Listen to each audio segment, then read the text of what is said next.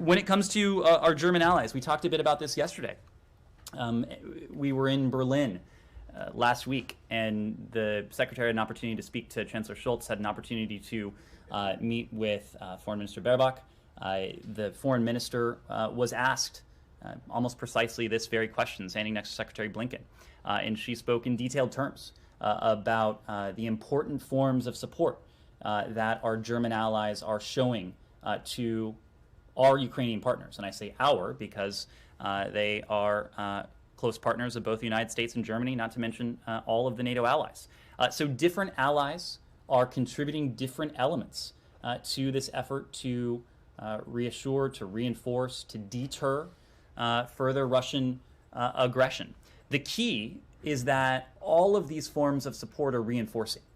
So whether it is the fact that the United States, for our part, has provided more than $650 million in security assistance in the last year, the more than in any previous year in history, whether it is the fact that Secretary Blinken himself has expedited and authorized the third country transfers that you have spoken to, whether it is the reinforcements that my colleague at the Pentagon has spoken to in recent days. We are making important contributions not only to the defensive security needs of Ukraine, but also to the reassurance efforts when it comes to NATO's so-called eastern flank.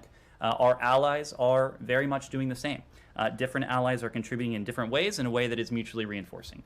And then finally, your question about what we're hearing from our Ukrainian partners.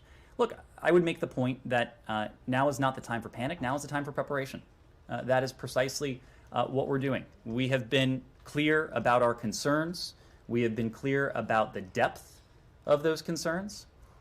You all know why. You all know our reasoning. That reasoning is clear, given what we're seeing on Ukraine's borders, what we're seeing in what should be an independent sovereign country of Belarus, with the Russian military buildup there, what we're seeing with preparations for potential hybrid operations. All of this is cause for concern, but certainly no one is calling for panic. But just to follow up, because precisely I didn't get an answer on Germany.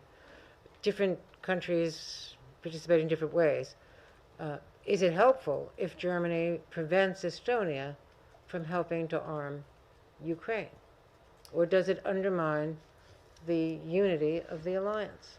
The alliance is united. There is no question about this. The alliance is united. You have heard this in the form of communiques and statements from the alliance itself. You don't have to take my word for it. But why would Germany stop artillery from going to Ukraine from a third country? Countries have different authorities, different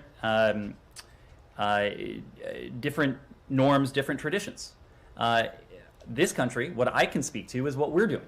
And what we are doing is providing unprecedented levels of defensive security assistance to our Ukrainian partners in a way that we've done in the past, just on a scale that is unprecedented.